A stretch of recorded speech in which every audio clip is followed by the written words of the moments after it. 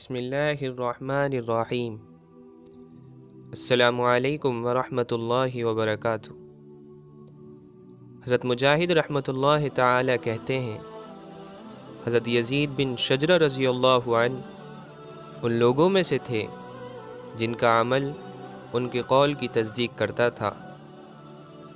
انہوں نے ایک مرتبہ ہم میں بیان فرمایا جس میں ارشاد فرمایا، اے لوگو، اللہ نے جو نعمتیں تمہیں دی ہیں انہیں یاد رکھو، اور اللہ کی یہ نعمتیں کتنی اچھی ہیں۔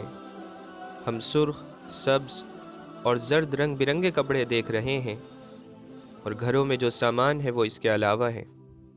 حضرت یزید رضی اللہ تعالی عنہ یہ بھی فرماتے تھے کہ جب لوگ نماز کے لیے صفیں بنا لیتے ہیں اور لڑائی کے لیے صفیں بنا لیتے ہیں تو آسمان کے، جنت کے اور دوزخ کے دروازے کھول دیے جاتے ہیں، اور موٹی آنکھوں والی حوریں سجائی جاتی ہیں اور وہ جھانک کر دیکھنے لگ جاتی ہیں۔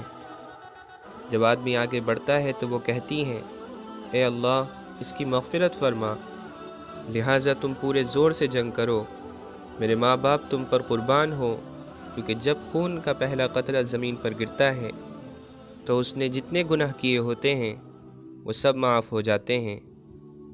اور دو حوریں آسمان سے اترتی ہیں اور اس کے چہرے کو صاف کرتی ہیں اور کہتی ہیں، ہم سے ملاقات کا وقت آ گیا ہے۔